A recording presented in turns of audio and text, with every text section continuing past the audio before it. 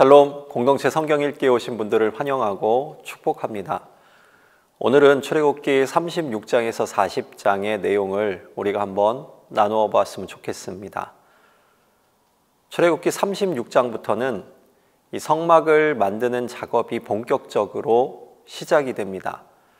먼저 유다 지파의 부살렐과 또 단 지파의 오홀리압이 하나님의 영으로 충만하여서 성막을 만들고 또 성소에서 쓸 성물을 만드는 지혜를 하나님께 공급을 받게 됩니다.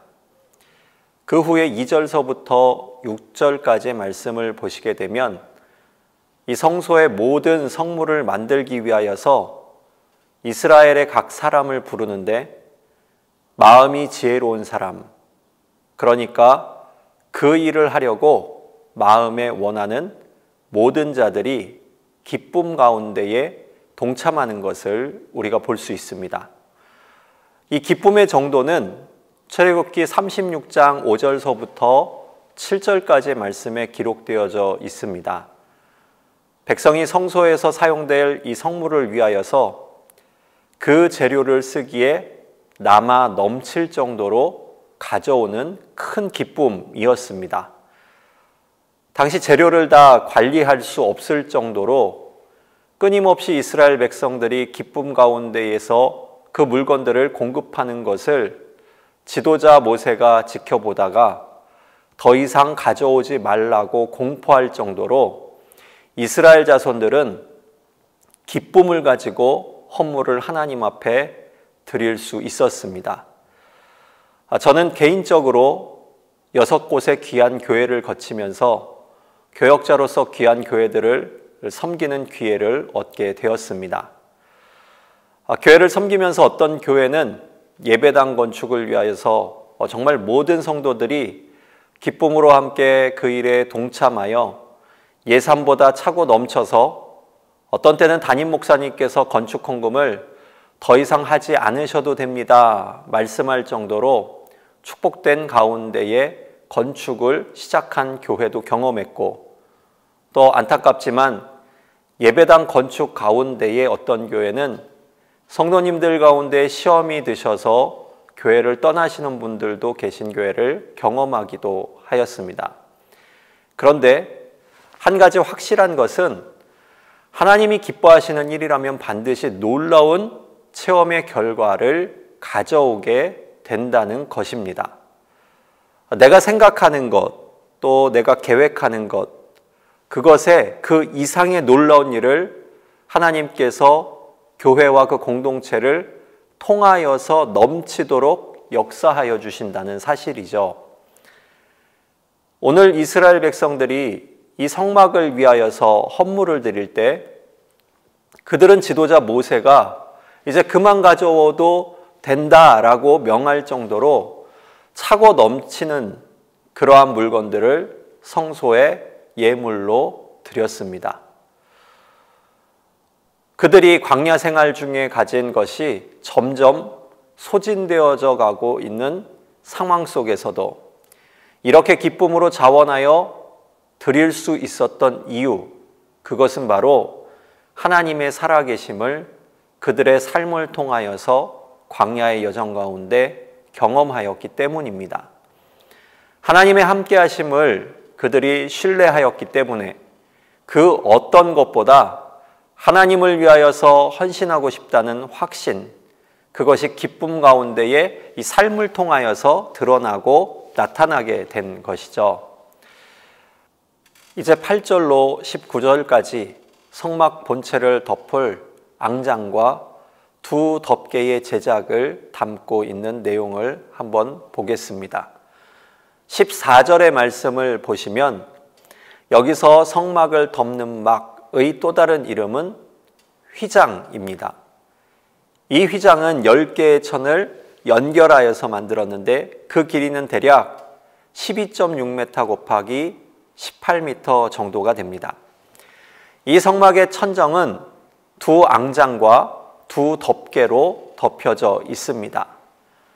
8절을 보시게 되면 그중 제일 안쪽을 덮는 열폭 앙장은 청색, 자색, 홍색실과 가늘게 꼰 배실로 그룹을 수놓아 짠 것이었습니다.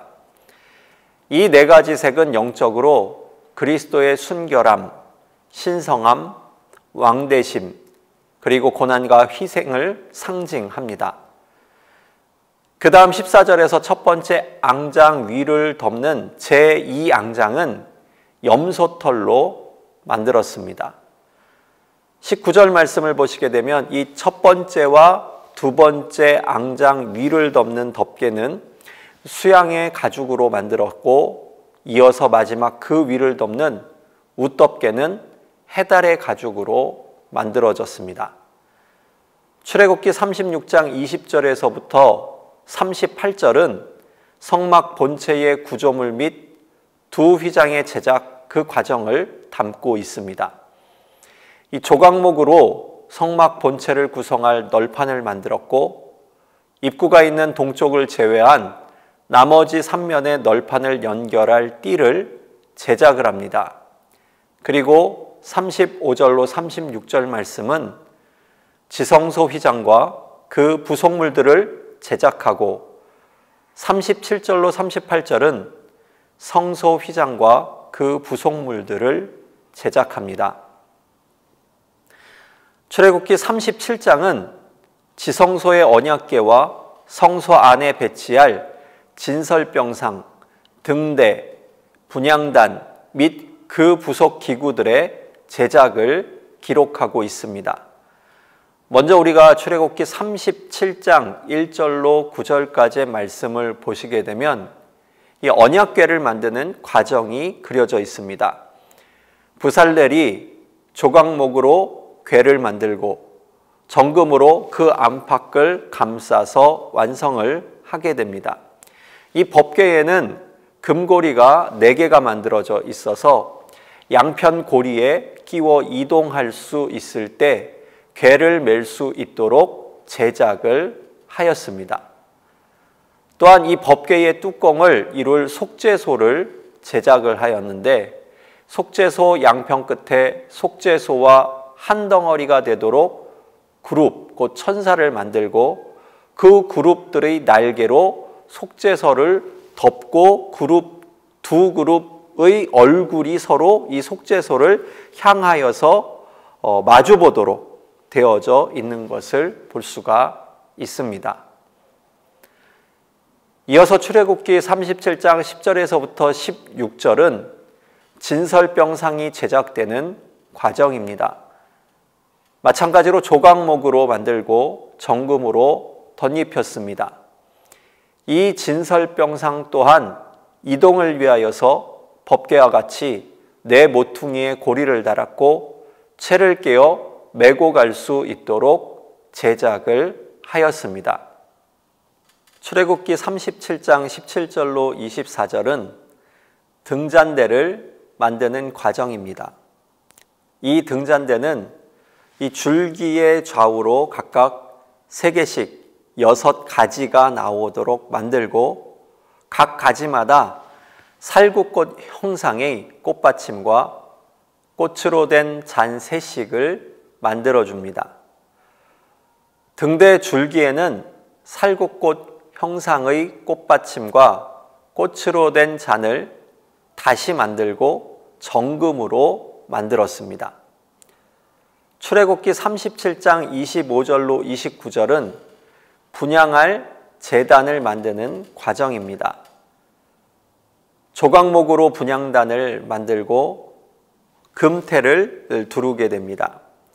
단 4귀에는 뿔을 연결하여서 정금으로 감싸고, 태 아래 양편에는 금고리 2를 만들어서 단을 매는 채를 꿰어서 이동할 수 있도록 만들었습니다.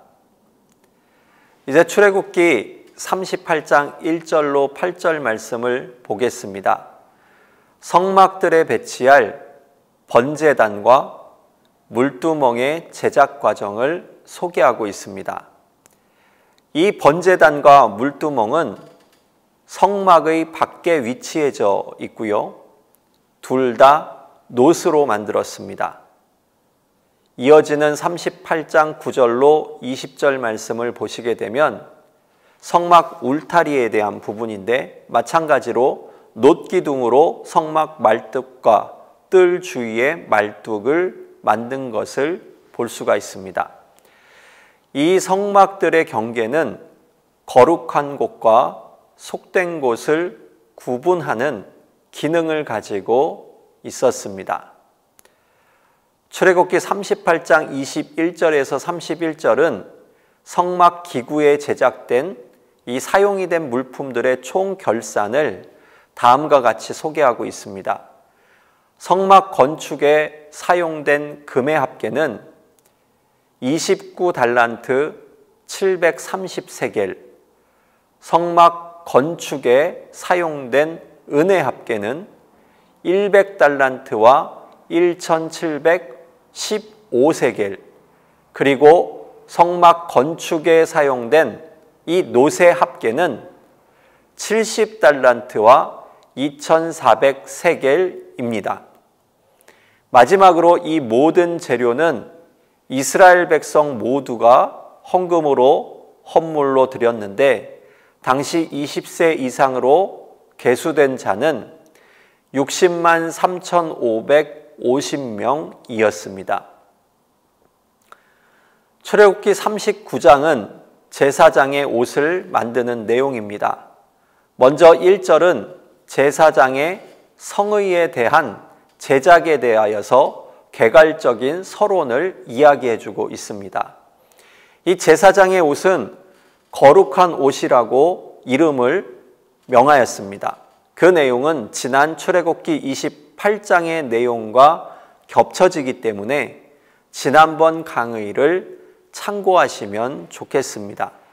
하지만 출애굽기 39장에서 이 제사장의 옷을 소개하면서 반복적으로 나타나는 중요한 구절이 있습니다. 39장 7절, 39장 21절, 39장 26절, 39장 31절, 그리고 39장 42절을 보시게 되면 여호와께서 모세에게 명령하신 대로 하였더라는 말씀입니다. 곧 이 모든 수고는 하나님의 말씀 안에서 실행될 수 있었고, 그 영광은 오직 하나님께만 드려졌음을 말씀하고 있습니다. 이리하여서 성막 제작 과정과 제사장의 거룩한 옷을 다 만들고 나서 출애굽기 39장 42절에서 43절의 말씀을 보시게 되면 마지막으로 모세가 이 모든 것을 다 검사하고 하나님께 영광을 돌리는 것으로 마무리가 됩니다. 이제 출애굽기 마지막 장인 출애굽기 40장은 성막 봉헌에 대한 부분을 기록하고 있습니다. 이 성막 봉헌일은 2절 말씀에서 첫째 달 초하루라고 기록하고 있는데요.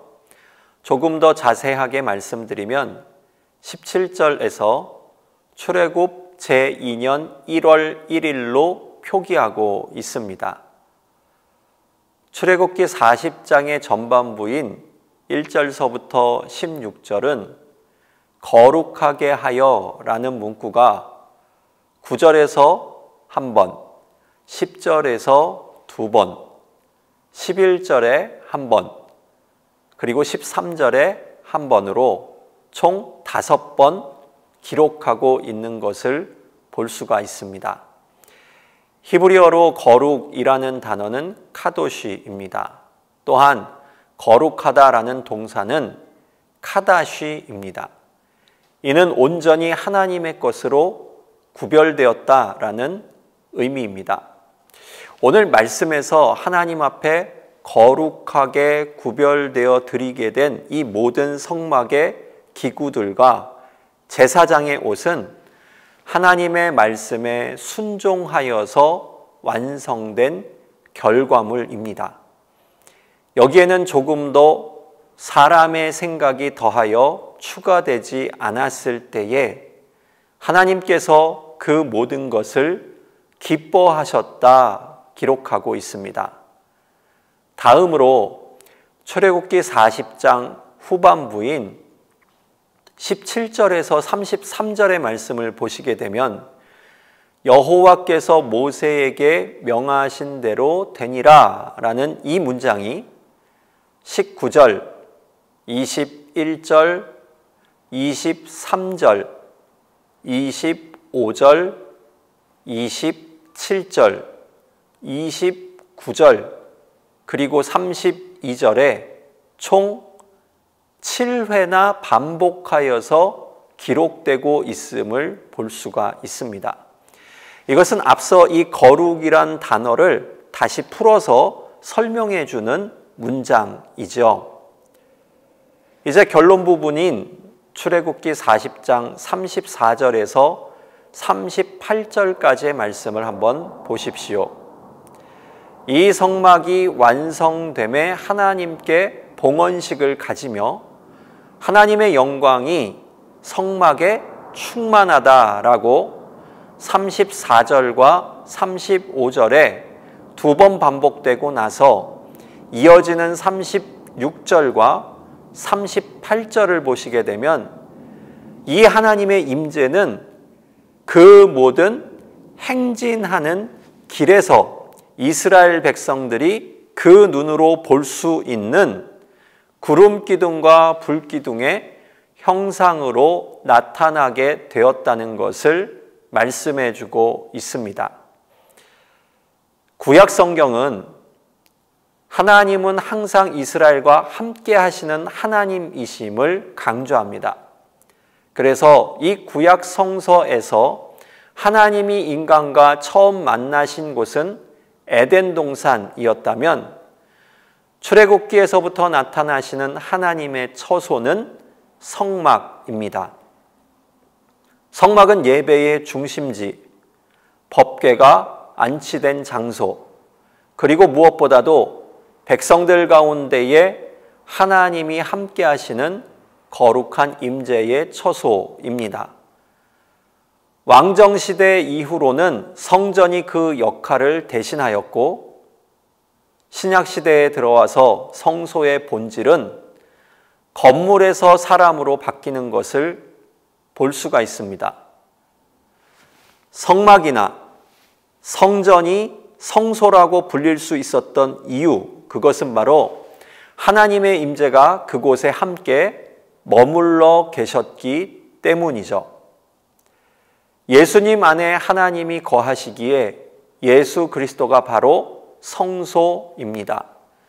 우리 주님이 십자가에 달리실 때 자기 몸을 찢으신 것과 동시에 지성소의 휘장이 찢어짐으로 죄인인 우리가 하나님의 은혜의 보좌 앞에 담대히 나아갈 수 있게 되었는데, 이는 성막이신 예수 그리스도의 십자가의 은혜로 말미암은 죄사함의 열매였습니다.